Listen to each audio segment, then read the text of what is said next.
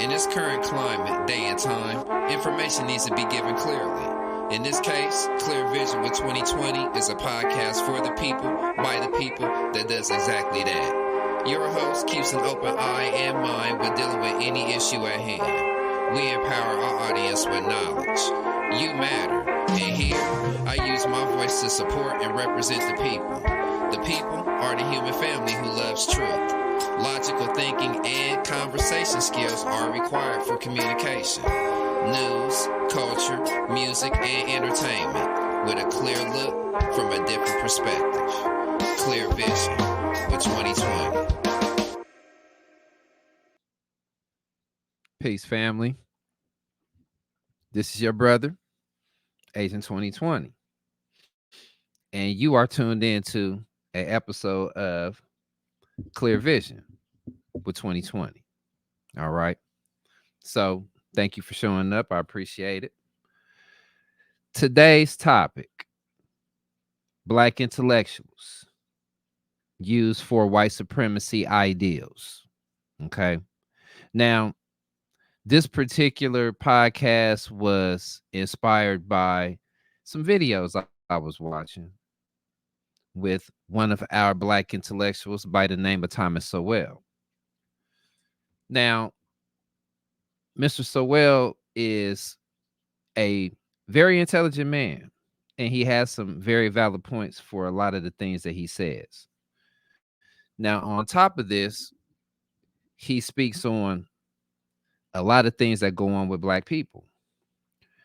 He speaks on the state of our being here in the United States as a people. He speaks on our condition, everything from our financial condition to our culture in this sense. So, what sparked this was a video that I watched where he was talking about Black culture in particular. Now, the reason why I have the title that I have is due to the fact that he was speaking about the state of Black America from a intelligence perspective. He gave a couple of examples on why we are like we are in this case. So I started off like this. This video that he was talking on was talking about how some soldiers who were fighting in World War II, they decided, that they weren't coming back to America. And they settled over there. They had children, So now we're talking about the culture in Europe is a little bit different than the culture here. And the reason why it's a little bit different is because of some of the things that don't go on over there that go on over here. One of those things he was talking about was the culture that Black people have created here in the United States. Now, this culture particularly has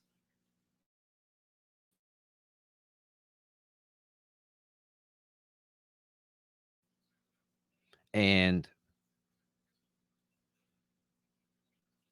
I guess you could say an interaction element to it. And being the sense that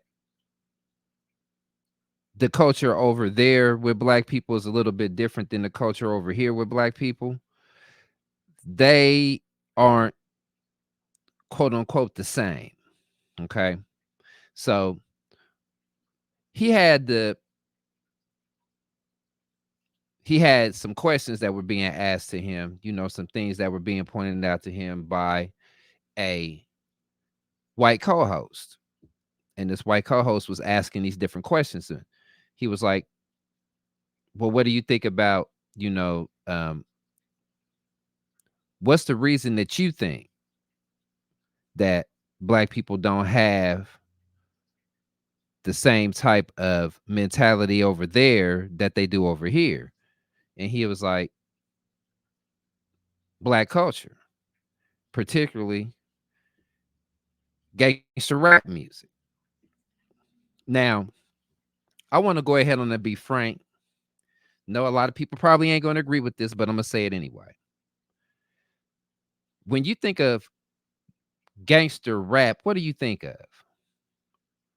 Do you think of gangsters in the sense of gangsters from the 1930s, 40s, and 50s?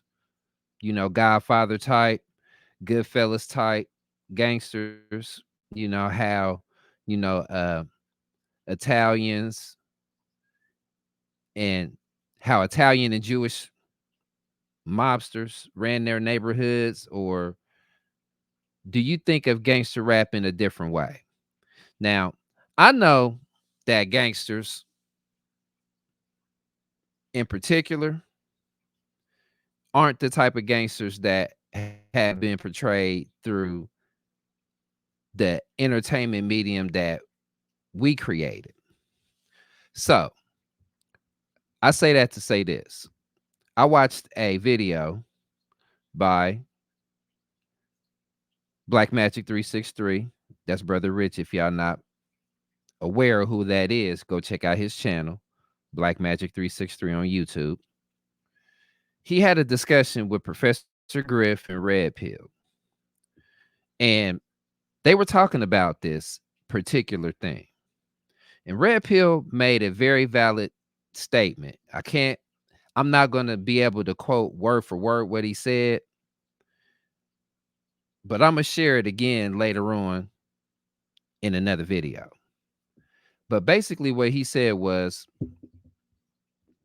the term gangster rap isn't what a lot of people think it isn't what a lot of people think it is. Okay. He broke it down to where the gangsters that a lot of people think they're talking about were supposed to be or contributing to gangsters who might carry guns, do crime, so on and so forth. He said, but that wasn't it. He was like, basically, it's like this. He was like, gangster rap music was gang members who became rappers and spoke on the things that were going on in the community. Now, that came from something that Special Ed has said, you know, that before the advent of NWA and the quote unquote West Coast side of hip hop, rap music wasn't as what you would consider ultra violent as it has became, which gave birth to drill, so on and so forth. So Red Pill gave this example. He said basically it was like this, and I'm speaking on Easy E in a positive sense, in a truthful sense. God bless the dead. Easy was a good man, okay? But he was a product of his environment, and we all know that. He pretty much put it like this. Easy E was what you would consider the first studio gangster. Now, I'm going to say it like this. A lot of people think of the term studio gangster as a disrespectful term for somebody who gets in the studio and tries to act like they're a gangster and they're not. That's not the way that the term is supposed to be used. That's not the actual meaning of the term. That meaning was given by people who wanted to disrespect other rappers who they felt like wasn't living the life that they were rapping about in the music. Okay. A actual studio gangster is exactly what it is. A gangster or a gang member who goes in the studio and raps about the life that they lived. Now, Easy E was the first one to do that. Everybody knows that. Okay. Ice-T came out with Rhyme Pays, 6 in the morning, and he was telling a story about how he was running from the police. This is real life. This is real life for our brothers on the West Coast. It was also real life for the brothers in the Midwest, down in the South, and on the East Coast who was involved in this type of activity. Okay. So when Eazy-E made Boys in the Hood, he gave a vivid description of how the hood can be. When he made the Dope Man, he gave a description on how the hood could be. Now, shortly after he made these two, you had the EP Easy Does It that came out. And then right after that, the whole LP came out that was called Easy Does It. Okay. And it was talking about the gang life. Now, this is what Red Pill was talking about. And I understood this completely.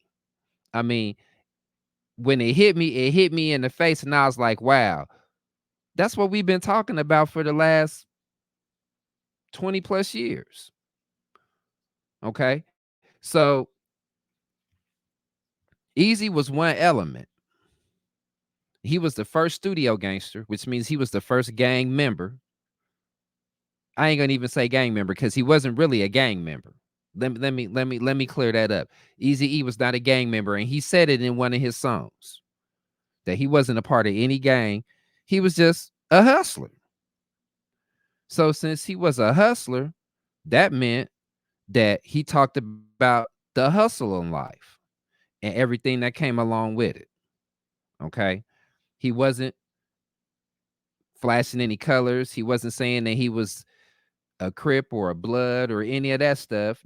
Those are our brothers on the West Coast. Much love and respect, because this isn't in no way, shape, or form being disrespectful at all, you know. But the fact is that Easy was one of the first rappers on the West Coast that spoke on this stuff. Now, Schoolie D on the East Coast, he spoke about it, but not as much as Easy did. Just Ice was called the original gangster, the OG. If anybody knows about this, all you got to do is go do the research. It ain't hard to do. Okay. But they were speaking on this from their perspective, rightfully so and respectfully, because that type of life wasn't articulated in the music at that time. So when he was talking to the people, he was talking to a whole new demographic of us in particular, because this is what a lot of us were doing at the time. Okay. So when I first heard NWA,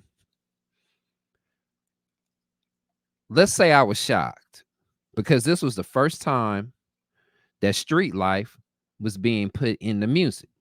Before that, you had groups like Heavy D, MC Light, Queen Latifah, Public Enemy, Brand Nubian, uh, Ed OG and the Bulldogs, Casanova and Super Casanova Rudd, Super Lover. If I'm getting it right, I apologize if I'm not. But it's been a while since you've probably heard these names. King Son. And I'm just going off the head. Poor Righteous Teachers, Audio 2, all types of groups weren't talking about these type of things. They were talking more about, they were rappers. They were actually MCs who came in the booth and they gave you creativity. Okay. They gave you hip hop. That's what we called it. All right. And they weren't talking about street stuff, And he said, gangsters, quote unquote, or hustlers, in the sense, a lot of them didn't speak about these things on wax because it was almost like dry snitching. Okay. He said pretty much like, like the Supreme team, for instance, uh, Prince and Supreme, they weren't getting on wax talking about this stuff, like Eric B and Rakim, you know, they knew these brothers personally. These were dudes that they knew that if they didn't hang out with them, they knew them from the neighborhood. So they weren't talking about these type of things on wax. They wasn't doing that. So when Eazy-E did it, it opened up a whole new genre. Okay. Now, NWA was on the road to being what would be considered the West Coast version of Public Enemy, especially after they released Fuck the Police. Okay. Because that was talking directly to a condition that was going on with us in the neighborhood. All right. So I'm saying all of that to say this. When Dr. Sowell was talking about these things, he was putting it in the sense that the German black children didn't have these type of things at their disposal. They weren't glorifying that type of stuff over there. They didn't have that type of culture over there. So they grew up a little bit different. They had a different mindset than what we had over here. Okay. Then they start throwing in the social, what I like to call the social engineering that was going on over here, with the welfare and all of this stuff, and then they got to talking about how since all of these things were going on over here, you had a different type of black person over here, quote unquote, than you had over there. Now, since that was the case and the basis for this conversation, it was basically being said that since what was going on over here wasn't going on over there, you had a better caliber of black people. So when I say that our black intellectuals are being used for white supremacy ideals, what I'm saying is these are the things that most white supremacists, or what you would call racists, or what you would call haters of black people, would bring up to say, well, they do all of this, so that must be how they are. No, we're not going to even say that. What we will say is these are conditions that we grew up in. These are conditions that we experienced. So it brought about a whole new type of black man and black woman that was coming up in these eras. Now, I did a podcast with my brother Paradise Gray from X Clan, who was talking about these type of things as well. Go check that out on my page. Paradise Gray speaks on hip hop. And he was talking about the origins of hip hop in the sense that the music was one thing, but the way that we were living was something else. So what we were doing is we were giving a whole different view of who we were as people through the music. Even though all of the stuff that was going on around us, that was going on, hip hop came to birth out of all of the turmoil, out of all of the struggle and the things that we were going through at that time. So now you got some of these people who like to use our black intellectuals and what they think about us as people to kind of further their agenda, to make it seem like, okay, well, black people ain't worthy of getting anything because this is how they are. They're like that because this is their culture. This is how they want to be. No, we're not even gonna go there with that. You're not gonna get away with that one, okay? Because there was a whole lot of us who wasn't ascribing to that type of street life. So therefore, we wasn't involved in that. You know, a lot of us had parents who went to work and came home. They took care of their children. They took care of the business that they were supposed to take care of, and they raised us, whether it was in a single parent home or whether both parents were in the home. Now, Ice Cube is a perfect example. He had both of his parents. He liked to talk about what was going on around us. And I'm glad he did, because if he didn't, then we wouldn't be talking about these type of things. If it wasn't for the Ice Cubes, if it wasn't for the NWA, we wouldn't even be having a lot of the conversations that we had. Now, we're going to be honest when we say that the music industry took advantage of that and made it a point to try and make these type of people. If you got those type of stories, we want to hear about that. And if it sound good, then we'll sign you. So the term studio gangster, I did a short a couple of months ago, and it was right after I watched this video, and I was like, man, a lot of my favorite rappers could be considered studio gangsters. Some, like I said, some people try to look at that as being a disrespectful term.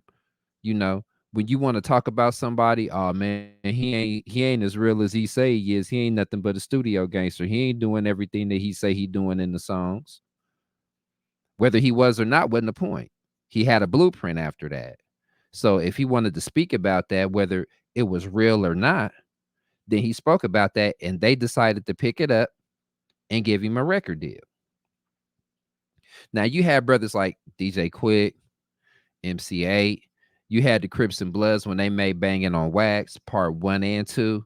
These were real deal gang members who were in that, being young, being in the neighborhood at that time, like a Nipsey Hussle, you know, and these brothers were a part of that life. Just like he said, a lot of them said they were being recruited early in life. If you lived in the neighborhood, you was considered affiliated with whatever gang was in that neighborhood. You know, those brothers didn't just decide that they wanted to start killing each other.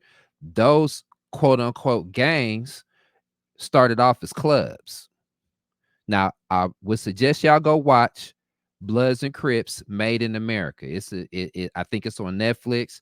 You can find it on YouTube, where the OGs who came up in the 60s after the riots, after Dr. King got killed, they were talking about how they had to click up to protect themselves against these white gangs that was coming out. See, they wasn't telling you about the fact that it was white boys that was being gangs, that was being in groups and clubs that was wanting to jump on black people every chance they got.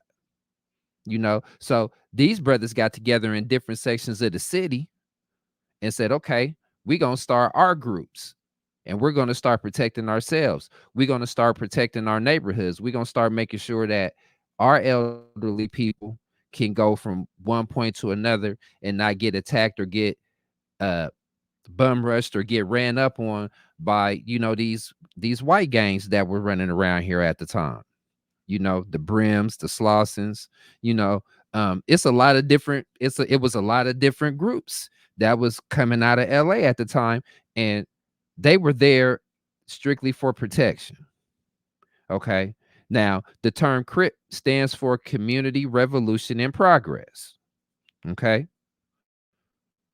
They didn't start off just being Crips and wanting to run around and just attack black people or attack anybody who wasn't Crips, But what ended up happening was our condition is what started causing those type of things to happen, So all of those brothers out there, they get the utmost respect from me. I don't never have anything bad to say about them, because I can relate.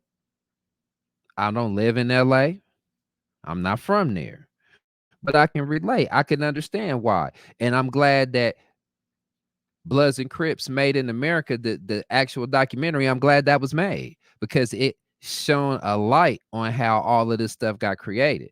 And then that generation of children that came out that wasn't scared of nothing, that was ready to go to war whenever it was time to go to war.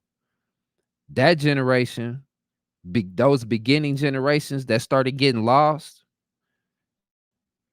because we were kind of like attacking each other and stuck in these neighborhoods and stuck in this condition to where the only people that we had to take our anger and our frustration out on was each other. It happened like it happened. So now you have our black intellectuals who are speaking on these things, and you have these people who are asking these questions. I don't think they want to get any answers. They don't want to have any type of conversation about it, other than to have a conversation to prove a point, to prove that we're better than you because this was your condition. and we were over here doing this. But see, they don't talk about how their children were clicked up in gangs themselves doing the stuff that they were doing. You know, Johnny and Susie and, Peter and all of his boys was all getting together and doing the stuff that they was doing while they were outside, and their parents didn't know what they were doing, didn't have any idea until one of them ended up getting hurt or whatever. So let me go to West Side Story. That was a musical about two rival gangs. I think in both of those gangs were either Latino or Mexican fighting each other. Then you got the movie The Outsiders, the Sos and the Greasers fighting each other, killing each other, stabbing each other, you know, robbing stores and doing all types of stuff. That was in Oklahoma during the 50s. Okay. So to say that the gang culture is exclusively black culture is some garbage.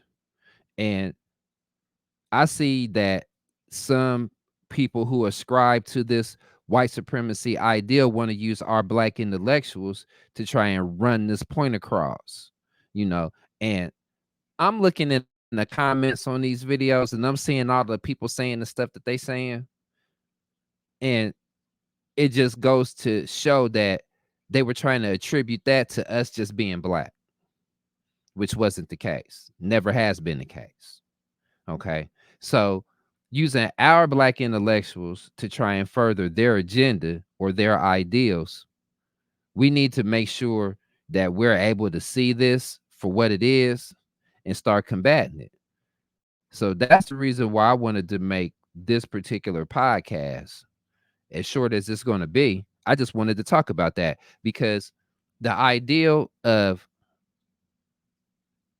black culture being attributed to gang culture, being attributed to drug culture, being attributed to all of these other things, all of that stuff was going on before we even got involved in it.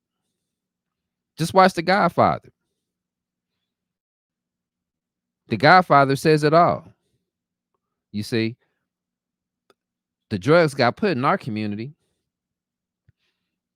We wasn't having any jobs. People weren't hiring us. People weren't doing anything positive in our areas, and took what we was going through and capitalized off of it. So you had the jug joints, alcohol, drugs. Then you had, the different types of quote unquote gangsters or mobsters who were supplying the drugs to the drug dealers in our neighborhoods. Y'all know Frank Lucas. Y'all know. You see what I'm saying? Let's name some more. What was the brother's name? Mr. Untouchable, who was in competition with Frank at the time. I can't remember what his name is, but it'll come to me here in a minute. He was on the cover of Time magazine because he had beat all of these different cases because then nobody want to testify against him. Um, Come on, how many people can you actually think of and name? I mean, and you can run the research, you could do it, Training Day. That was based on a corrupt cop who was dealing drugs. You know, we got those stories all across the United States. So the fact that our black intellectuals would even try to talk about this in the sense of where, it was actually black culture to me, is not right. And the fact that some white people want to ask these questions because they feel the need to ask these questions to try and give a narrative that this is all that we know how to do, to me, that's not right either. So when I think of our black intellectuals, I think of people who should be getting together to try and help us come up with some solutions for the problems that we have. Now, Dr. Sowell, he leans towards being a Republican. I got a couple of more videos on his page I want to watch, but now that I know that he's not running that page, in a sense, it's a page that's dedicated to him and dedicated to his works, and that his as a matter of fact, hold on, watch this. I'm about to pull it up real quick, just so we can have an idea of exactly what's going on. I'm gonna read the description of his page. That way, it won't be any. It won't be anything that'll be said or that can be said about what I'm talking about right here. So I don't know if you can see this. Okay, that's his page right there. Okay. Now listen to this. This channel is based on and inspired by the works of Dr. Thomas Sowell and aimed at shedding light on the works of Dr. Sowell and debunking historical lies the leftists capitalize on for their political gain. Sowell's voice has been suppressed far too long, and gain in recognition. Let's make him gain the recognition he truly deserves. We hope that through this channel, many people will discover the legend and change their lives. He is our national treasure. Okay. YouTube.com/C/Thomas Sowell Gems. Now, a lot of these different videos are talking about different things from a political standpoint, and they're using his interviews as a means and a way to talk about us without being as disrespectful as some people try to be. The video that I watched was Black Culture Keeps Blacks Down. That was the name of the video. It has 442,000 views. All right. Um, there's other videos on here like Asian Americans are overachievers, and this is why. Uh, the left hates it when you're successful. So since Dr. Sowell is somebody who thinks through these type of things, who looks at these type of issues and talks about them, he's not necessarily talking to us. He's talking about us, but he's talking to other people. Now, if black people don't want to listen to him and what he has to say, then in a sense, I could say that's our fault that we don't want to listen to him. He makes some valid points, but I'm starting to understand that the points have more to do with leaning to the right. Now in America, you got the right Republicans, and then you got the left Democrats or liberals that they will call, they call this, a liberal country now because so-called Republican ideals aren't being expressed like they should be. Okay. Now we know that the Republican Party at one point was the party of Lincoln, the party of abolitionists, the party of this, the party of that. But a lot of the people that were on the right that were Republicans, they didn't like black people either. They had a problem with us too. A lot of them didn't want to see us free. On top of the fact that they didn't want to see us free, they definitely didn't want to see us have any type of power or any type of influence on the country, let alone on our own people. So, what are they really talking about? What are they really saying at this point? And are our elite, are our intellectuals being used to try and further a white supremacist ideal. You know, they talk about W.E.B. Du Bois and the talented 10th.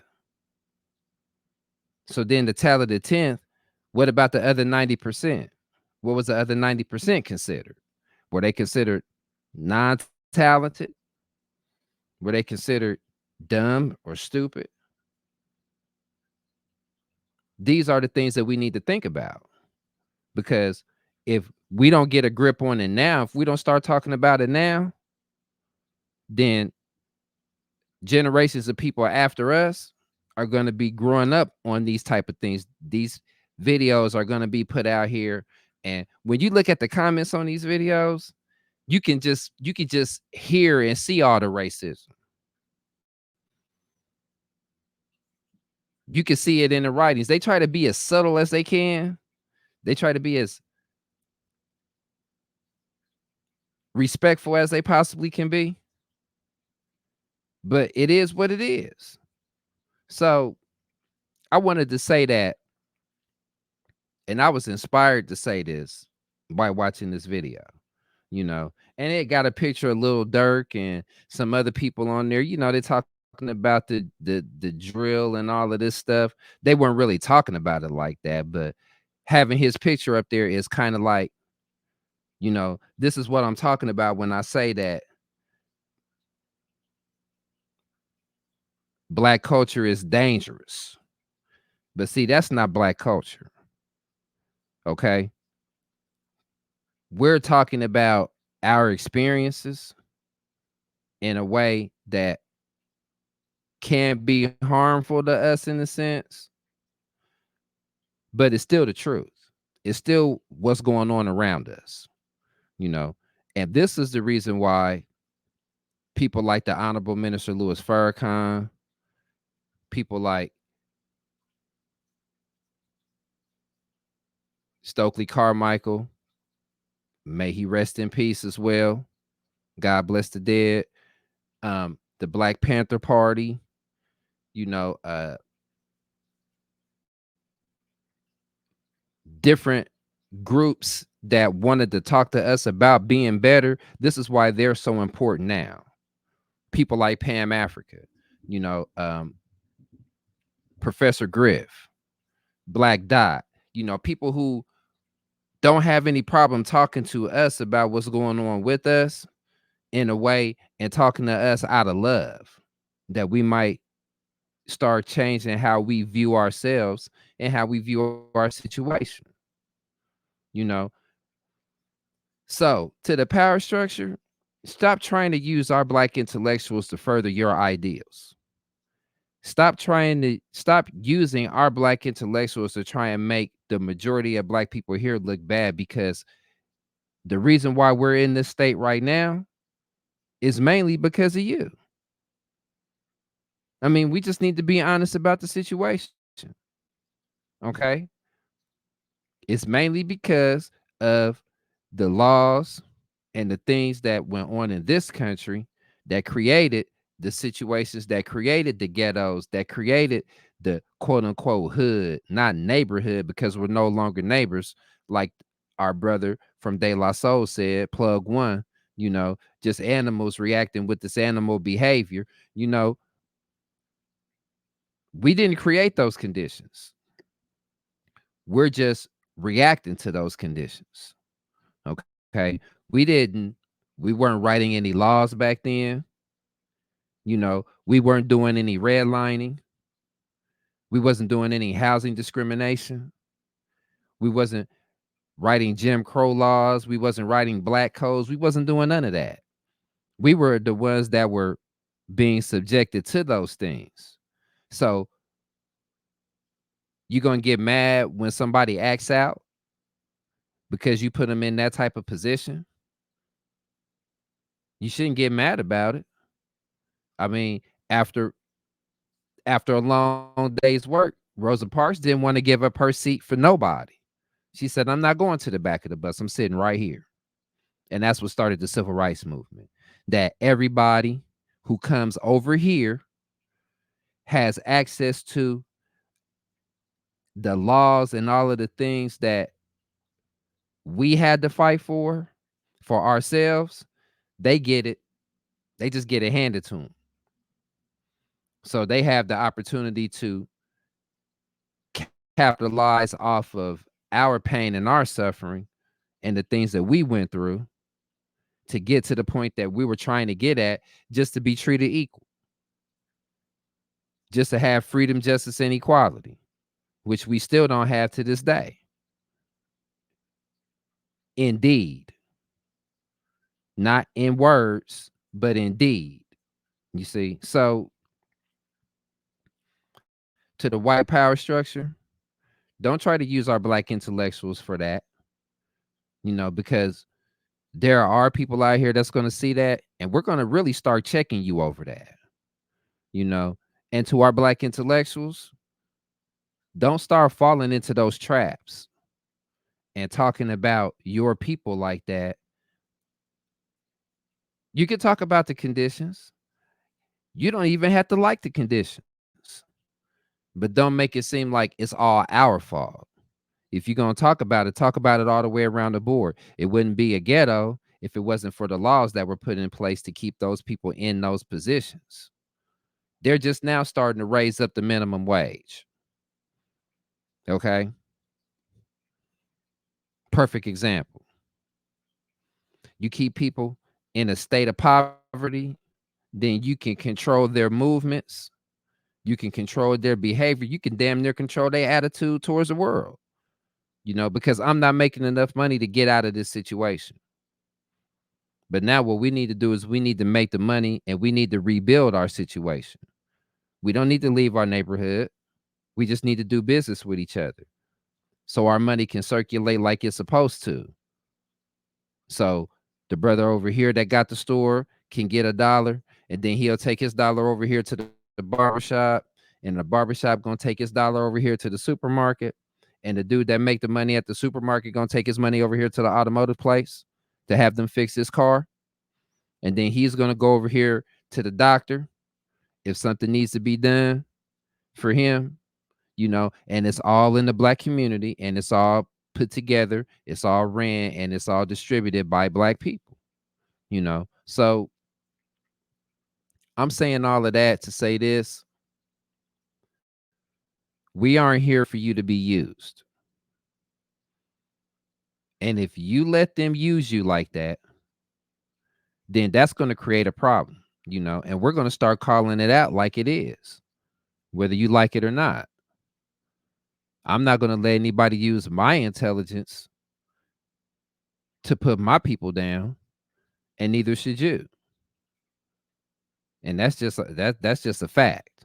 All right. So this is your brother, Agent 2020. This was a Clear Vision with 2020 episode. Black intellectuals used for white supremacy ideals. Just think about it, Leave your comments below. Just tell me what you think about the video. All right. This is your brother, and I'm signing out. Peace.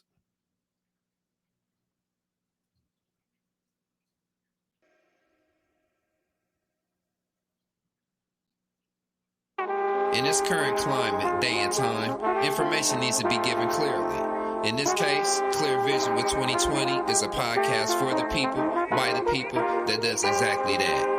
Your host keeps an open eye and mind when dealing with any issue at hand. We empower our audience with knowledge. You matter. And here, I use my voice to support and represent the people. The people are the human family who loves truth. Logical thinking and conversation skills are required for communication. News, culture, music, and entertainment with a clear look from a different perspective. Clear Vision with 2020.